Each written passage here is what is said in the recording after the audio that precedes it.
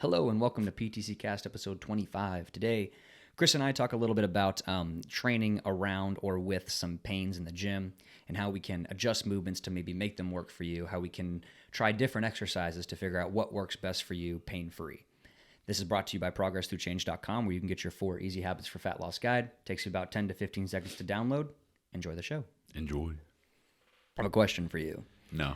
Have you been dealing with any pains, sores, injuries, anything like that through this prep? And if you have, what's your go-to to deal with it? To train around it? Do you skip it? What do you do if something hurts, if something feels wrong, if something doesn't feel right?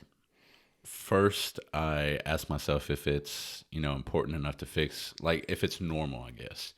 Because, when you're lifting heavy weights, it's pretty normal to feel, pain in your body. But if it's something that's, that maybe you usually don't feel, then, I'll pay attention to that. And if it's something that's impairing my actual lifting, then that's something that I have to, prioritize over training. Sure. In general. Yeah. Yeah. I think for me is the way I always try to describe it is it's there's a really big difference between a sharp stabbing, poking, popping pain versus a dull, nagging, aching pain. Yeah. And not that you want to live with any kind of pains, but I think that's really what classifies a red alert in my mind, is those pains that that essentially get a reaction out of you, right? Like you jump or you notice it or you flinch at it or something like that. Those are the pains that I really try to, that's my red alert sign, but some dull aches, pains, I would agree with you, are kind of normal. I feel like both of them are I guess, the horrible ones, those are red alert, but even the smaller pains, I think that, you shouldn't really have them. And what I know with me, what happens is they usually build up to a point where, it is impairing my training. And because of the small buildup, I don't really, recognize it until I'm done with, my training cycle. And I'm like, oh, this is how my body's supposed to feel. Wow. No pain. And, I'm moving a lot better in training and sleeping better or whatever. Right. I think a big part of it too is it depends on who you are, man. If you're someone like you who is, about to compete in a 242 powerlifting competition, I mean, you're moving big weights, right? So you're going to deal with more dull aches, pains, things like that, versus somebody who's just trying to be healthy and, deadlifting 135 for a couple reps here and there. You know what I mean? There's a really big difference, I think. And I think a big point there too is that, sometimes if something does cause you that pain and you're just an average Joe or someone looking to be healthy, is you don't have to do that exercise. There's nothing you have to do. Just because somebody told you squat, bench, and deadlift were the best exercises in the world, you don't have to do them if something feels wrong, if something hurts, or if something doesn't, So, I mean, I think if you're someone who's trying to push the size or push the strength or really trying to, beef up, you might get to a point where it's a little uncomfortable. But again, I think if you're average Joe, if you're someone that's just trying to be healthy and maybe whatever, have a 6-pack and some biceps to you, I don't think it's necessary to be in any sort of pain. Yeah. And, like you said, when it comes to, choosing your exercises, and if, one is causing you pain, but you still feel the need to do it, you don't. There's a bunch of different variations that, would probably cause you a lot less pain. One thing I know is a lot of people do squats thinking that they have to do them.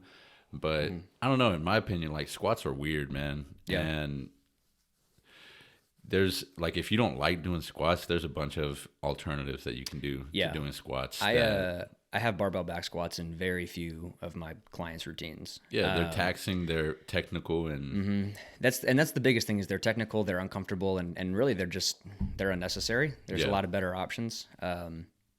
So for most people, for most of my general clients, majority of their lower body training is just going to be all unilateral stuff. That way we're working on stabilization. That way we're working on coordination. We're being sure that everything can move properly. We're exposing any imbalances, and you can still build a great set of legs like that and burn a lot of calories at the same time too. And, and then we'll throw in maybe something that's a little less technical, but that we can apply some heavy load, right? Like a leg press or, a seated leg curl or something like that. But for general population, it's definitely not necessary to be able to squat, 315 on your back for 10 or something like that. I think everyone should be able to squat and squat well. Yeah. But I think you use that tool to translate to other exercises. It's definitely not an absolute to put a barbell on your back. Yeah, I know for me, as a powerlifter, the most painful lift is the squat. It messes with my hips, it messes with my lower backs, my elbows.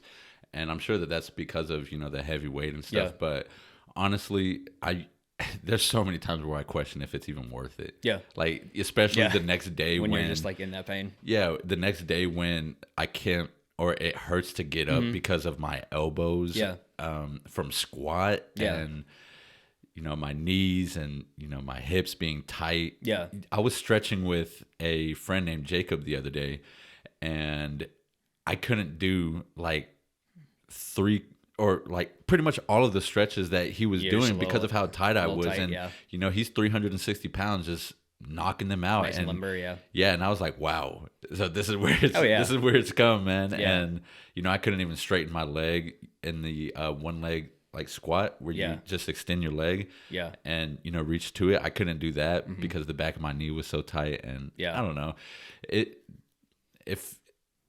To me, it's a lot better to just train to, feel better and, be better, not necessarily to do what you see people do on, Instagram and stuff like that. It's not always monkey see, monkey do. Yeah. Yeah, I would agree with that. And it's interesting, man, because everyone like really thinks you have to. And I see so many people in the gym try to force themselves to. Yeah. Like I've seen several regulars in the gym that will hit a couple of reps on deadlifts and then they'll back off the bar and they'll hold their lower back, like the discomfort, they're in pain. And then they'll do like some rotational stretches or they'll hang from the bar. And I mean, man, I could sit here and think of like 5 or 6 separate ones. And, regardless of whether it's the right or wrong thing to do, my biggest thing is like, if it makes you feel like that, why are you forcing yourself to do it? Like, and even if you are forcing yourself to do it, I mean, is the thought process there like, oh, I just have to push through the pain? Or is it like, it'll get better over time? Like, if something feels like a wrong kind of pain, it probably is a wrong kind of pain. You know what I mean? Yeah. And I think people just, don't know better. I mean, and I do the same thing.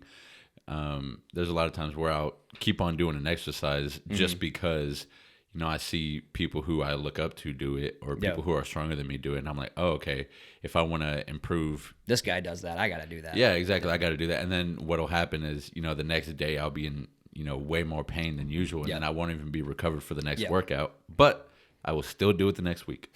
Yeah.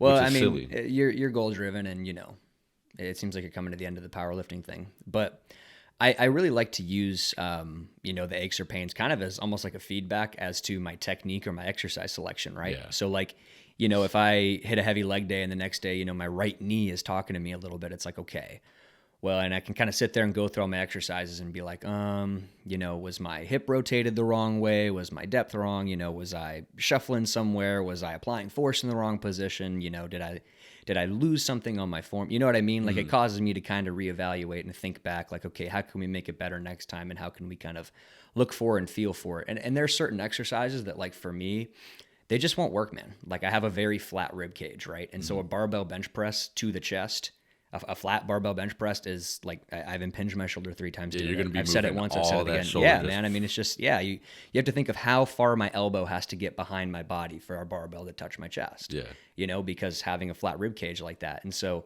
that really puts a lot of people in a position that, aren't genetically made to do, barbell exercises because humans, there's nothing that's a straight line about us. But so those people that aren't made for those exercises try to force themselves into it, and then suddenly something pokes, something pops, something doesn't feel right, and we sit there and we try to force it and force it and force it, and it's like, man, your chest would triple in size if you just do a damn dumbbell bench press with half the weight you're throwing on the bar. You know what I mean? It's like we have to learn to work within our own parameters and not feel like we have to force ourselves into these exercises because somebody on Instagram said you had to, or because somebody on, whatever bodybuilding forum said it was the best way that Dorian Yates built his upper traps. You know what I mean? It's just like, man, maybe it worked. And even in that scenario, like I have a little tangent there. Even in that scenario, man, like if you're saying, well, so-and-so did it and that worked for them, like you're not so-and-so, man. You're not Dorian Yates. You're not Ronnie Coleman. You're not these genetically gifted, like structurally sound bodybuilders, man. Like you might have to take a little bit of a different approach. Otherwise you might hurt yourself. Yeah. So, and you might have to take a little bit different of approach. Those may work for you. There's nothing wrong with experimenting, with these lifts. But yeah, if you're getting, indications that it's not, maybe as good for you as another lift, then that's where you need to take, a step to fix that. And maybe that's, just getting more knowledgeable or experimenting with, different types of lifts or different exercises or different training.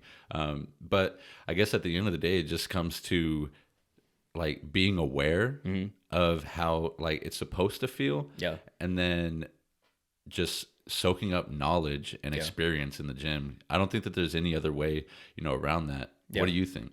Well, I think there's a lot of exercises that, if you're trying to do a dumbbell overhead press and you can't reach your arm over your head without any weight, you're probably not going to be able to line up the right way, right? But maybe we could put you on an incline bench to drive that elbow forward, to pull you back a little bit and make it a little bit easier for you to train the front of your delt. So it's like there's ways we can tweak these exercises, we can adjust positions and make it work for individuals. But I'm sorry, repeat the question. I guess how would somebody who doesn't know exactly what you just said, like the process of figuring out how to make lifts work for you, how would a regular person know, what's right and what's not, and like how to get to the point where they're doing the right lift? Something that I think is really underrated is learning anatomical functions like of muscles. So understanding that, we've been on the topic of bench press, right? Yeah. So understanding that your chest's primary function is called shoulder horizontal adduction. You don't need to know the word, but that's a fancy way of saying it drives your hand from outside of your body to inside of your body. Okay. And so when we know you can see it. And you'll feel that, right? Like if when you're turning a steering wheel, right, you feel your pec kind of tighten up. So when you're driving that hand across, you feel that pec tighten up. So that kind of tells you, okay, my chest drives my elbow across my body.